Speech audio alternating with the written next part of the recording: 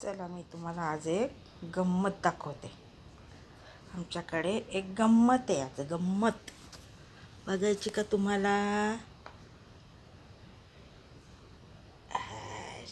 आमची गंमत पा. मी म्हटलं होतं ना काल तुम्हाला की आज आमची रानूबाई बहुतेक करून पिल्लं देईल.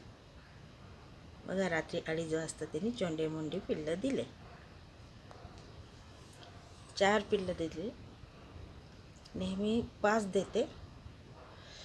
2 तिच्यासारखी आहेत आणि एक थोडं ब्लॅकिश आहे आणि एक मला वाटतं सोनेरी.